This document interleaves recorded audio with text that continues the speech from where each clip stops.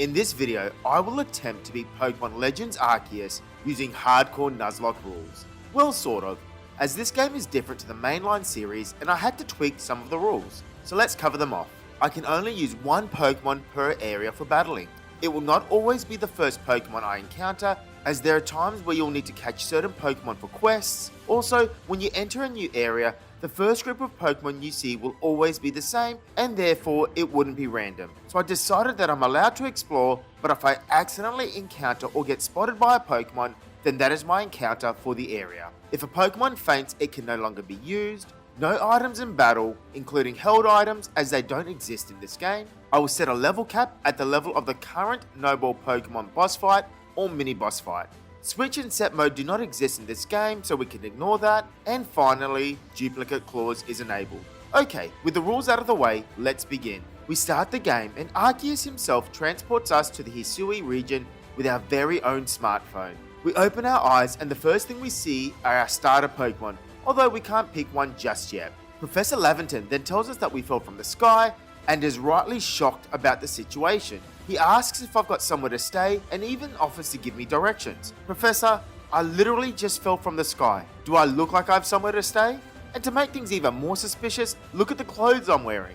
Our starters run away, and as I chase them down, we find our phone that seems to have been upgraded to the Arceus model. Geez, like that's not an unreasonable request to make. This is a strange feeling. I'm actually reading the catching tutorial in a Pokemon game. It's been a while since I've done that. We catch all 3 Pokemon before heading to Jubilife City. Well now, aren't you awfully suspicious? To be fair, Benny, you have a good point.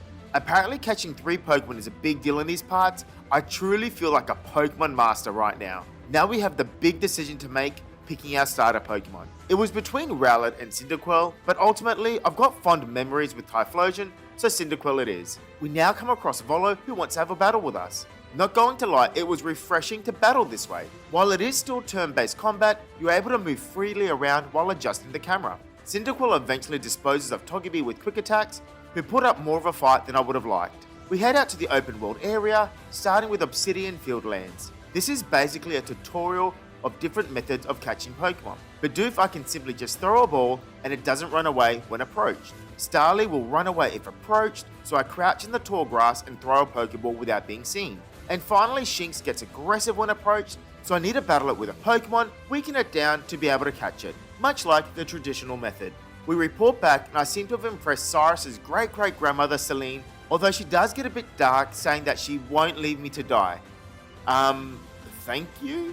We get a new set of clothes and we finally look the part. We head to the open world and now we can start catching some Pokemon. I do some exploring and in the Horseshoe Plains I come across a couple of Eevees. I decided to try the stealth method of catching one and I got it on my first capture. Not long after, I do capture a Shinx in the Obsidian Fieldlands, and then finally a Starly who was found at Aspiration Hill, giving us a team of 4. Next, Akari wants to have a battle with us and she has a Pikachu. This is when I started to notice that the mechanics have been tweaked. Pikachu started the fight with a Thunder Shock, but Eevee was able to hit twice in a row with Quick Attack, giving us the win. We run into Zazu, and by speaking to her, we can buy moves for our Pokemon. Shinx can learn so many broken moves right from the get-go. Not long after, we meet with Maya, who's from the Diamond Clan. She wastes no time asking for a battle. She has a Munchlax, and this thing was scary. Cyndaquil was able to hit it first and lands an Ember, getting the burn. Munchlax then responds with a rollout, and it was a critical hit, leaving us on 17 HP. I switch in Eevee, who was able to still act first and go for a quick attack, doing some damage. Munchlax then continues to roll out and misses us while taking some burn damage. Eevee can then quick attack, leaving Munchlax in the red before tanking a rollout. Eevee then finishes off the battle with one more quick attack. After the battle, we have access to new areas and I have access to some new Pokemon. To save time, I will only mention the Pokemon I end up using in the run. Before catching any Pokemon, I continue on to see what typing the first Alpha Pokemon is. Alpha Pokemon are basically mini boss fights. Yep, it's a Kricketune. So I end up catching a Geodude who I add straight to the team before heading out to take on the Alpha Kricketune. I lead with Starly and Kricketune hits me hard with an Aerial Ace, leaving me on 7 HP.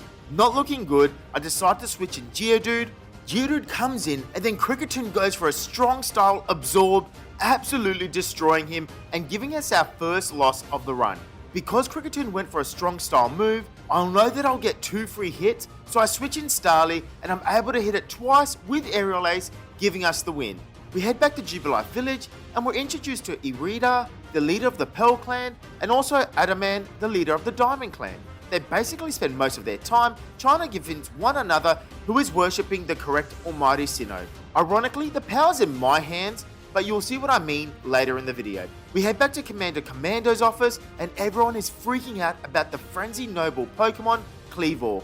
Irida is not thrilled with the idea of someone new and inexperienced taking on the task, while Adaman is fighting to give me the opportunity to prove myself. In the end, they all agree and I have my first real mission.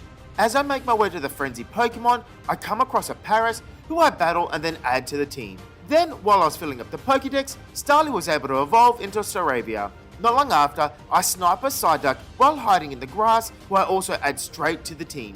I do some grinding while filling out the Pokédex, getting Shinx to level 15, allowing me to evolve her into a Luxio. We run into Leon, who is Cleaver's warden. He wants to battle me and he has a Goomy. I stupidly didn't change my lead to Luxio, as he gives you a chance to back away.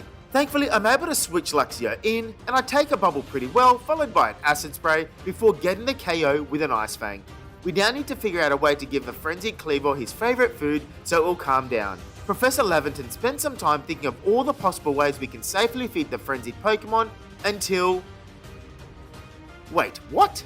Your grand plan is for me to throw food at the Pokemon that is already beyond angry. I know I'm not a professor, but if I was in a bad mood and someone started throwing food at me, it probably wouldn't calm me down. As we head back, we finally get access to the ride Pokemon, making traveling much easier. I do some more grinding and now Cyndaquil is able to evolve into Quilava. We get back to Leon and when we tell him the plan, he's just as surprised as I was. Irida then wants to battle, but this time she tells me she has a Glaceon, so I make sure I lead with Quilava. I hit an Ember doing just over half damage to Glaceon. Glaceon then responds with a quick attack and then a Swift, which ends up being a critical hit, leaving me on 3 HP. Thankfully I survived and I can take it out with another Ember. Now we have the battle with a frenzied Cleaver to quell his anger. To be honest, this is very straightforward and easy. He only has 2 attacks that are easily dodged and I didn't even bother using my Pokemon. After a bit of time, I managed to throw enough food and win the battle with ease. Clefable then returns to his normal form before giving me an insect plate and running off. As we head towards the city exit, Akira stops us and wants to have another battle. She leads with Mime Jr. and I just happen to have Paris at the front. Before I could even do anything, Mime Jr. Zen headbutts Paris and takes it out in a single hit. I send in Quilava, who can take out the Mime Jr. with a Flame Wheel. Pikachu comes in and it hits me with a critical Thunder Shock, taking me below half health. Thankfully, an Agile Style Ember allows me to have another turn, and I follow up with the Strong Style Ember, getting me the win over Pikachu. This was a bit of a learning moment for me, as from this point onwards, I made sure that I always had my strongest Pokemon in the lead to avoid being one-shotted without getting a chance to do anything. We get to the next area and I run into Bidoof, who I'm able to catch and I add to the team. Eevee is also ready to evolve, but I waited until night so I could get the bulkier Pokemon, Umbreon. We now talk to Warden Caliber, who can lead us to Ursulana, but she's having none of it and she asks us to leave. Valor then randomly decides he wants to have a battle with us, and of course I have Bidoof in the lead. I hit a big strong style Poison Sting on Togepi, leaving it poisoned. Togepi then responds with a tackle that does big damage because of a critical hit, and then for some reason goes for a Calm Mind and then falls to the poison. Gible comes out and now this is the 3rd turn in a row that I haven't been able to do anything, and it goes for a Bulldoze, taking out my freshly caught Bidoof. Umbreon comes in and hits Gible with a Snarl, doing good damage and lowering its attack. Gible then gets off 2 consecutive Bulldozes on Umbreon, with the first one being a critical hit. I'm so glad I decided to go for Umbreon in this run. Umbreon then gets a chance to attack, taking out the Gible with a Snarl. We are then told that someone has stolen the fragment from the mural, and naturally I'll need to find it. We chase down some leads and we find the culprits, the infamous Bandit Trio. Thankfully we only have to fight one of them, so Raven can hit Toxicroak pretty hard with an Agile Style Aerial Ace, then Toxicroak responds with a big Venoshock, almost taking me out. Thankfully I can finish off the fight with one more Aerial Ace and we can retrieve the wall fragment. From here I decide to add another Pokemon to the team and I come across a Hippopotas that joins the party. We return the wall fragment and now Caliber is happy to lead us to Ursaluna. She plays her flute and Ursaluna comes out and it's clearly not a frenzied Pokemon. I lead with Umbreon and I hit it with a Snarl, doing some big damage. while dropping his attack. And of course this thing has a fairy move and it hits me hard with a play rough. Umbreon then goes for an agile style snarl, doing some more damage while lowering his attack further. Ursaluna then responds with a baby doll eyes, dropping my attack stats, before getting off a consecutive turn, leaving me in the red with a play rough. I'm still learning the battle mechanics, but I feel pretty ripped off that I can go for an agile style move and still get hit twice in a row. I switch in Psyduck, who goes for a strong style water pulse, almost taking it out. Unfortunately, Ursaluna gets 2 turns in a row again and takes out the Psyduck with a couple of slashes. Luxio is brought in and can finish the fight with an Ice Fang. Now that we've beaten him, he becomes a ride Pokemon that lets us find hidden items. We head back to Commando to report in, and we find out that there's a frenzied Lilligant that needs to be quelled. So I pack my things and I head off. On my way there, I run into a Tangler who I can catch and add to the team. We arrive at Lord Lilligant's lair, and she's by far the least intimidating out of the lot. I personally found her easier to deal with than Clefable, as she only has 2 moves that are easily avoidable. The first is when she slams into the ground, where you can just roll as she's landing. The second is when she summons energy rings that expand over the area, which once again you can just roll through to dodge. We toss one final bag of her favourite food, and she is quelled. Not long after, Luxio is ready to evolve into his final form, Luxray. We then head back, and Commander then notifies us of another frenzied Pokemon that needs to be quelled. With our new mission, we head to the next area, Cobalt Coastlands.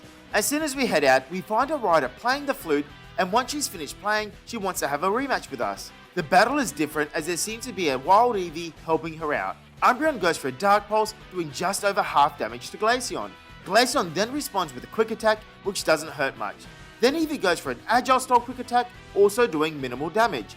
Glaceon then hits me hard with an Ice Beam, while Eevee gets off another Quick Attack. I literally got hit 4 times in a row before I could have my second turn. I take out the Glaceon with a Dark Pulse, and Eevee gets off one more Quick Attack before also going down to a Dark Pulse. I do some more work on completing the Pokédex, and then Staravia evolves into his final form, Staraptor. We need to head to Firespit Island, but we need access to a Pokemon that can ride on water. Icecan can help us out with getting a Busculegion that we can ride, but first we need to perform a ritual of some sort using a Dusclops. So I sneak around in the grass, waiting for Dusclops to get close enough, and then I snipe a Pokeball at him, getting the capture. We head back, and then Dusclops can make the food using a Dark Pulse? Yeah, I know it's weird. Thankfully, we do not need to fight it, and we can start riding on water. The Misfortune Sisters make a return, and they steal a Growlithe that they think will become the noble Pokemon. We make our way to Firespit Island, and on the way I encounter a Shellos on the small island, so I capture one. However, it's not added to the team just yet. Also, Quilava finally evolves into a Hisuian Typhlosion, which is a fire ghost type. We head to the center of the island, and the sisters are yelling at the Growlithe, trying to get it to evolve. Annoyed that I followed them here, they wanted to battle. First up is Bandit Clover.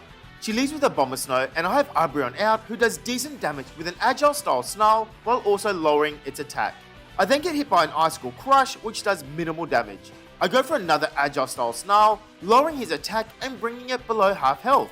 A Bombersnow then responds with an Agile style Ice Crush and then gets another turn and hits me with a normal Icicle Crush. Umbreon then finishes off the fight with a strong style Dark Pulse, giving us the win. The next sister wants to battle, and she leads with a Toxicroak, who goes first and lands a Poison Jab on Umbreon while also poisoning us. Unable to stay in, I bring in Staraptor, who can one-shot it with a strong style Aerial Ace, giving us the win. Last is Charm, and thankfully she sends out a Rhydon, who is so slow, allowing me to switch out Umbreon and bring in Tangela. Tangela takes out the Rhydon with ease, using a single Energy Ball. Unfortunately, Gengar comes in next, and I have no chance to do anything, as Tangela is taken out with a Venoshock. Luxray switched in, and it can absolutely destroy Gengar with a crunch, beating the last sister. After the battle, the smaller Growlithe appears and tries to save the other one, and in the middle of it, it randomly starts to evolve into an Arcanine. From out of nowhere, a bolt of lightning strikes, and Arcanine has now become a frenzied Pokemon. Conveniently, his favourite food is readily available, and I need to quell him. To be fair, this fight was a step up from the others, and I actually lost on my first attempt. Also, he kinda looks like Solgaleo from Sun and Moon. The first phase is quite simple enough, as he charges towards you, you can just roll straight through him. The other thing he does is he jumps in the air and lands hard, but this can also easily be dodged. Then he charges up some fireballs above his head, and you need to keep throwing food at him until they all disappear and he becomes vulnerable. Normally you would bring out a Pokemon to battle, but I didn't have any that I wanted to risk, so I continued to throw food at him. Now he has a new charge move that can be dodged reasonably easily, but if you're too close, you can get hit. The last phase, he'll charge up the balls again, and I just decided to roll through the fire like so and get into a position where I can start throwing food at him again. He then goes back to his charge attack, which can easily be dodged, allowing us to safely finish the battle. Arcanine returns to normal, and we have saved the frenzied Pokemon. I then decided to add Shellos to the party, who is also ready to evolve into a Gastrodon, which is perfect. We head back to the Commando, and without a chance to rest, we get another mission. Before we can continue on, Adaman is waiting for us outside, and I can see his Leafeon with him, so expecting a battle, I make sure I have Staraptor in the lead. As expected, we need to take out his Leafeon as well as a stray Eevee. Staraptor hits hard with a strong style aerial ace, but it wasn't enough to take it out, which is not good. Leafeon hits me hard with a strong style quick attack, which does decent damage, before Eevee hits me with a quick attack, then follows up with an agile style quick attack. Leafeon then gets another turn, using Leaf Blade, leaving Staraptor on dangerously low health. Knowing that I'm dead if I stay in, I switch in Typhlosion and Leafeon gets the first attack off again, going for a Leaf Blade. I finally get a chance to use my second attack, which is an agile style Flame Wheel on Leafeon, taking it out. Eevee baby doll eyes Typhlosion, but a strong style Flame Wheel leaves it in the red, and then the burn eventually takes out the Eevee.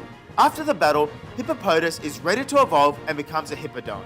We make our way to the next area, Cornet Highlands, which looks dark and gloomy. To be able to get to the frenzied Noble Pokemon, we need to take on Melly and her Skuntank. I had Typhlosion out, which is obviously very bad against a Dark type. Thankfully, I'm able to act first and I can switch in Hippodon, who can eat a flamethrower on the switch in safely, and then respond with a high horsepower, absolutely destroying the Skuntank. As we continue through, Ingo has a Hisuian Sneasel that we can use to climb mountains, but in order to get it, we need to beat him in a battle. I lead with Umbreon, and of course he has a Machoke in the lead. I decide to stay in and I hit Machoke with a Snarl, dropping his attack while doing some damage. Machoke goes for a Bullet Punch, which does minimal damage. Then follows up with a Bulk Up, raising his defense and attack stats. I go for an Agile style Snarl, dropping his attack once again, then Machoke goes for a Double Edge, doing minimal damage and taking recoil. I go for another Agile style Snarl, doing more damage and dropping his attack, and I finally get an opportunity to attack a second time in a row.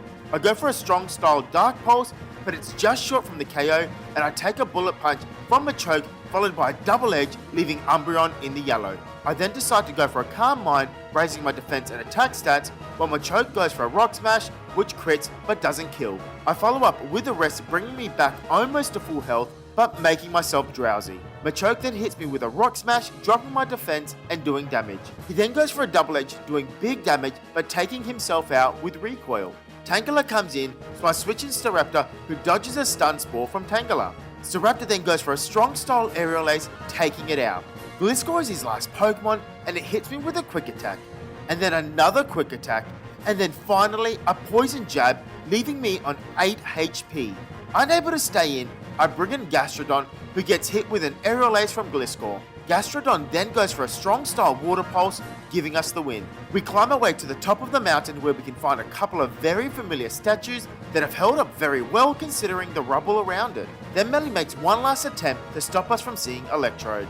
I lead with Hippodon, who gets hit with a flamethrower from Skuntank before taking it out with a high horsepower. Scorpion and Zubat are left, but I switch in Luxray and he can take them both out with an Ice Fang and a Fire Fang. With Melly beaten, we can now take on the frenzied noble Pokemon Electrode, who is looking pretty mad. The first phase I spent running around avoiding as many self-destructing Voltorbs as they drop to the ground while getting in as many hits as I can. Once enough damage has been done, he will charge up a move and I can make sure I'm not in the circle when it goes off. Now he becomes vulnerable and I send out my Typhlosion, who can take it out in one hit using Flamethrower. Now Electrode is stunned and I can deal more damage with my throws. The second phase is similar, but this time he summons more electricity balls that follow you, making it harder to find an opening to throw. Eventually, after running around, it's whittled down to where he needs to charge his move again, which I stay out of range for, allowing Typhlosion to one-shot it with a strong style Flamethrower, making him vulnerable again. I repeat this one more time, and this time when he charges up his move, I don't bring out a Pokemon and I just finish him off myself. Electrode is now finally quelled, and we have one more Pokemon to save. Back at Jubilife Village, Commander tells us about the last noble Pokemon that has been frenzied, Overlug.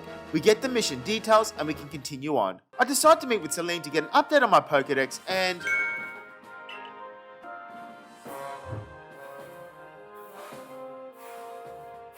Wow, your grandson Cyrus would be very disappointed. Also, why am I paying someone 3,000 Poké Dollars to teach me how to fill my satchel? Before I can make my way to the next area, Akira wants to have another battle with me. I lead with Umbreon, who gets hit with a hypnosis, making him drowsy. He is too drowsy to move on his turn, and Mr. Mime goes for a Calm Mind, raising his defense and attack stats. Then Umbreon goes for a strong style Dark Pulse, doing respectable damage, while Mr. Mime goes for a Psychic, which doesn't affect me. Then it follows up with another Psychic, and I'm starting to think that it doesn't have any fairy moves. I set up with a Calm Mind, raising my attack and defense stats, while Mr. Mime literally can't touch me. From here, I go with an Agile style Dark Pulse, and I take out the Mr. Mime. She brings in Staravia, who lands a Brave Bird on Umbreon, but we take the hit easily and then we can get the kill with a strong style Dark Pulse. Her last Pokemon is Pikachu, who gets off a Quick Attack and an Iron Tail, but both are doing minimal damage to Umbreon, allowing me to finish the battle with a strong style Dark Pulse. Our last location is the snowy area of Alabasta Icelands. I do some more work on the Pokédex and I head towards the next noble Pokemon Warden, Gyrick. I tell him I want to help the Overlog, and this guy loses his mind and wants to fight. I lead with Typhlosion, and I can one-shot his Galele with a Flamethrower. Frostlass is only level 24, but a Hex from her does do decent damage to Typhlosion. On the next turn, Typhlosion takes out the Frostlass with a Flamethrower, giving us the win. We then meet up with Sabi, who wants us to chase it down all over the place. Eventually we track her down in the temple, and she asks us if we want to take her on in a battle, to which I agree. So expecting her to have a Bravery, I decide to lead with Luxray, and... Wait, what now? Obviously unable to stay in, I switch in Gastrodon, who's immune to the Thunder Punch but takes decent damage from a high horsepower. Not messing around, I go for a strong style Earth Power, which takes out the Rhyperior in a single hit. Once again, Electivire goes for a Thunder Punch, which can't touch me, and Magmortar goes for a Poison Gas, poisoning me. I then land an Earth Power on both of the Pokemon, taking them out. I was very lucky that Gastrodon walls that fight completely. We head outside and now we actually have the battle against Bravery, so I lead with Luxray, and he's just short from taking it out with a strong style Thunderfang.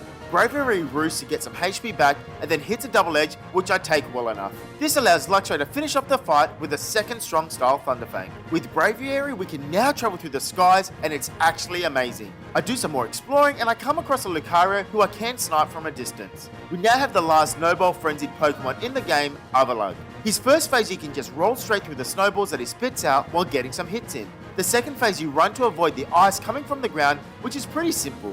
The third phase for some reason mess with me, but if you do roll as soon as you hear the icicle coming, you'll dodge it every time. Lastly has a beam that you can pretty easily time and dodge straight through it. Once he's done all of that, I send out Gastrodon, who can one-shot it with a strong style Earth Power. I repeat the phases again until I bring out a Pokemon, and then this time I lead with Typhlosion, as Gastrodon was low on health. An Agile style Flamethrower does do good damage to Overlog, then it responds with an Earth Power, which I can survive reasonably well, allowing us to follow up with a strong style Flamethrower, making him vulnerable. From here we continue to throw bombs and dodge a few more snowballs before getting the victory. Overlog returns to normal, and we have now quelled all of the noble Pokemon. We head back to Jubilife Village, and Commander just decides to start blaming me for the fact that the sky has turned red and that the noble Pokemon had become frenzied. Everyone thinks he's nuts, but I get exiled from the village until I can clear my name. Volo introduces us to Kogita, who tells us that we need to visit the 3 lakes and complete the trials that await. From here, I need to choose who I'd like to assist me out of Irida and Adamant. Keep in mind that the person that you choose will determine which legendary Pokemon you encounter first. I decided on Adamant mainly because he had my back when I first started my adventure. First up is the trial of Lake Verity. Inside the cave, there's an Alpha Gudra that I need to defeat. I lead with Luxray, who does get hit hard with a Hydro Pump from Gudra. Luxray responds with an Ice Fang, also getting the Frostbite onto Gudra. I then switch in Gastrodon, while Gudra raises her defense and evasiveness using Shelter. They trade blows for a few turns, but Gastrodon eventually takes out the Gudra with a few Earth Powers. Mesprit asks us a few questions to make sure we're not psychopaths, and then gives us its plume. The next trial is at Lake Acuity, where we have a Zoroark waiting for us. Thankfully this is a relatively easy fight, as a couple of Snarls from Umbreon can take it out. Yuxi then asks us questions about how many eyes certain Pokemon have, and once answered correctly, it gives us the claw. Last is the trial of Lake Valor, and inside there's an Overquill waiting for us. I send in Gastrodon, and it destroys it with a single Earth Power. Azelf then appears, and he asks us to try and hit him with some bombs. I keep missing over and over again until he eventually stays still and I can catch him, getting myself a Zelf's Fang. We head back to tell Commander that we have found a solution to the red sky, but he's already left to Mount Cornet. So from here we head to Mount Cornet and Benny is waiting for us. Turns out he's hated us from the beginning, then the guy drops a smoke bomb and then turns into a ninja wanting to battle. I have Typhlosion out who can take it as Miss Magius with a Shadow Ball. Gardevoir then comes in and it hits me with an agile style Psychic, followed up by a normal Psychic, leaving Typhlosion in the red. I go for an agile style Shadow Ball, doing big damage, but more importantly, allowing me to have another turn. I switch in Umbreon, and from here, I'm able to take out the Gardevoir with the Dark Pulse. Sneasel then comes in and it hits me hard with a close combat. I'm not able to stay in, so I switch in Staraptor, who can take it out with a strong style Aerial Ace. Last is Gallade, and it comes in setting up with a Sword Stance, raising his attack before following up with a Drain Punch, leaving me on 17 HP. Staraptor goes for a strong style Aerial Ace, and it's enough to take out the Gallade, giving us the win. We continue on, and now Commander wants to make a deal. The winner of our battle can proceed on. I lead with Umbreon, who can take out his Bravery with a strong style Dark Pulse. He brings in Snorlax, who can hit Umbreon hard with a Giga Impact. I switch in Lucario, and one close combat is all it takes to take him out. Clefable is next, so I switch in Gastrodon, who takes a Psychic well. Gastrodon then follows up with a Sludge Bomb, doing big damage. Commander heals Clefable back up with a Max Potion, while I keep the pressure on, using another Sludge Bomb from Gastrodon. Clefable then goes for a Calm Mind, basically throwing the fight, and I'm able to take it out with a Sludge Bomb. Last is Golem, who comes in and hits me with a Double Edge, but a strong style Water Pulse absolutely destroys it, giving us the win. Commander finally shows us some respect and even bows down to me like I'm some sort of barrel. We get to the top of the temple and Dialga appears, who I need to catch. I lead with Lucario and an Aura Sphere does the perfect amount of damage to catch Dialga. Dialga uses an agile style Earth Power which Lucario can survive, but then it gets another turn and it follows up with a second Earth Power, killing him. I bring in Umbreon, who is my bulkiest Pokemon, and I throw an Ultra Ball at Dialga and I catch it on my first throw. After catching Dialga, Pauka decides to show himself and we're able to make our escape. We have one last battle against the Bandit Sisters, and I wanted to give Dialga a chance to shine. Her first Pokemon is a Rhydon, and as you'd expect, a Flash Cannon absolutely destroys it. Gengar comes in, and it does take 2 Earth Powers to kill it, but that's because the first one I used was an Agile style attack. Now it's time for the final boss, and we make our way to the temple, and Palkia seems to do a fusion with Arceus, getting a new form which kinda freaks me out. The battle begins, and I've gotta say, the battle music here is insane. Now to be honest, the final battle to me was not that hard and I did it on my first attempt. The two main things that he does is he summons energy from the ground, but you get enough time to easily roll out of the circle. The other thing that he has is a ring of energy that expands towards you, but you can simply roll right through it also, all while continuously throwing bombs at it. When I beat it, I genuinely thought it was his first form, but no, that was the final boss of the game. One thing I'd like to say is that if you do pick up this game, do not play it as a Nuzlocke on your first playthrough. This is an open world game that was designed for players to take their time and take the risks on their adventure so they can learn from their mistakes. I highly recommend you pick it up as it is an amazing game. I hope you enjoyed the video and I'll see you next time.